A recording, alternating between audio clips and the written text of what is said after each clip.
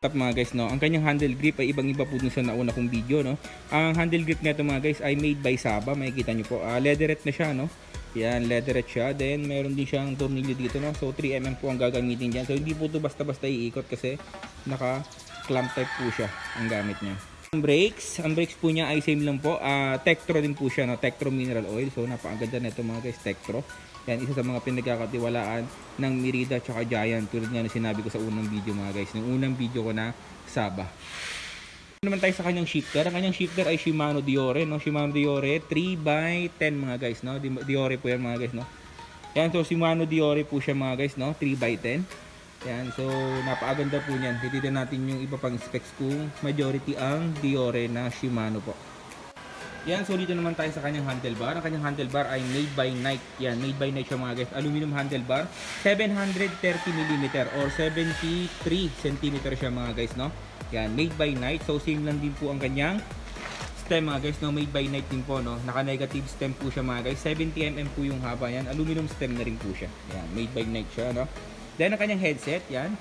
So ang frame kasi nito is parehas lang dun sa una kong binidyo mga guys, no? 42 and 52 tapered po yung head tube niyan mga guys. Seal bearing na po yan.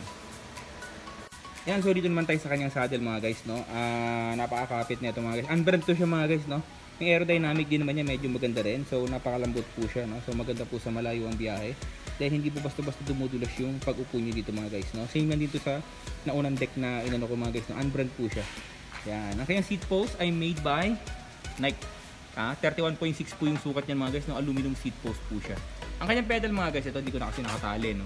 Yan, aluminum ball bearing pedal din po siya. Yan. Maganda na rin ang paggamit nito mga guys. Kaso medyo bulky siya, tapos medyo mabigat. So kung ano, palitan nyo na lang din kung gusto nyo po ng mas maganda or seal bearing na po na pedal. Ang kanyang seat clamp ay hindi po quick release. Bolt type po siya, no? 4mm po ang gamit yan mga guys para matanggal. 4mm na Allen wrench, aluminum seat clamp. And dito naman tayo sa kanyang fork mga guys, no? Yan, so nakikita nyo po dito mga guys, no? Air shock po siya, no? Yan, meron po siyang bulb dito, makikita nyo po. Yan, bubuksan natin. Yan, so air shock po ang fork nito mga guys, no? Aluminum fork, aluminum po yung T-post niya. Then ang kanyang stanchion ay naka-black stanchion, naka-manual ABS plus na rin siya na manual lockout mga guys. Yan. Ang kanyang stanchion ay naka-black stanchion. Then ang kanyang telescopic ay aluminum telescopic na rin po siya, no? Made by Nike. Then ang kanyang dropout ay 9mm. Yan, 9mm po yung kanyang dropout, no? Standard dropout. Then ang kanyang caliper mounting mga guys ay naka-post mount po siya. Yan, so dito naman tayo sa kanyang wheel set, no mga guys, no. Unahin natin kanyang gulong. Yan, napakaganda ng kanyang gulong, no. Continental Race King 29x2.0 pong sukat nito mga guys. 29x2.0, tubeless ready na to mga guys, no. Yan, tubeless ready na tong kanyang gulong na Continental. Ang kanyang rim ay made by Nike, aluminum rim. 32 holes yan mga guys, no. Yan, 32 holes siya pag binilang mo, 32 holes. Naka-scatter valve na po siya. Ang kanyang spokes, yan, ang kanyang rayos ay steel lang po yan. Baka lang po ang kanyang rayos, no? Then, ang kanyang nipple ay silver nipple po siya. Dito naman tayo sa kanyang hubs. Unbrand po yung kanyang hubs, no? Aluminum seal bearing hubs na po yan mga guys. Yan, aluminum seal bearing, ball type po siya. So, kung ball type siya, ang kanyang rotor ay ball type din po, no? Yan, ball type din yan. 160mm po yung sukat niyan, steel rotor.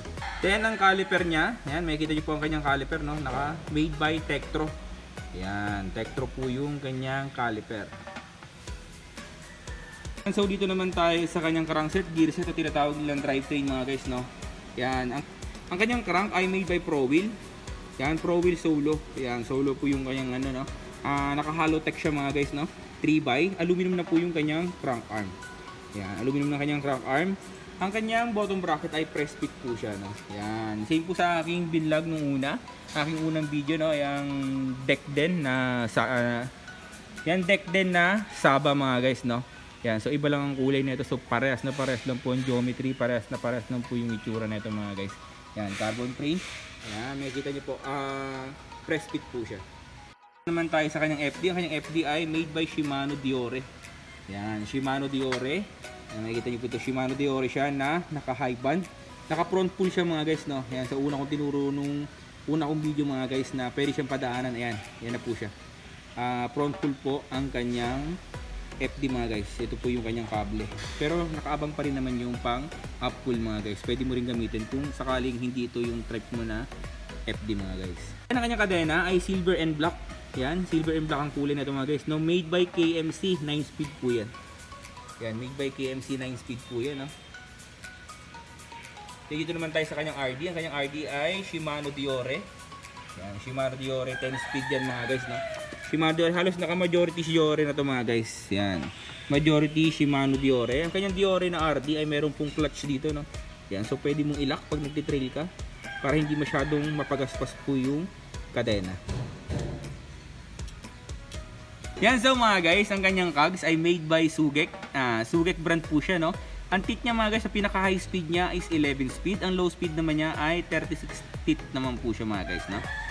Ang pinaka high speed niya ay 11 teeth. And then, ang kanyang pinaka low speed ay 36 teeth mga guys, no? Spline type siya mga guys, no? O tinatawag nilang cassette. Yan, cassette type na po siya, no?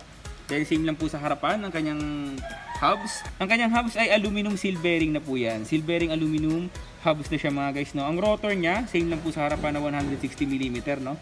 Yan, so ito, same lang po din sa aking unang binidyo. Nasa loob po ng kanyang seat stay tsaka chain stay ang kanyang caliper. Yan, so dito naman tayo sa specs ng Batalya, no? Ang sukat nito mga guys ay 29L, so 15 po yung taas ng kanyang seat tube mga guys, no? From seat collar hanggang center ng bottom bracket mga guys, no? Or center ng crank mga guys, no? So small size po ito mga guys. Yan. Iba lang ang kulay nito mga guys, no? Yung isang deck na inano ko na 27.5, no? Iba lang ang kulay.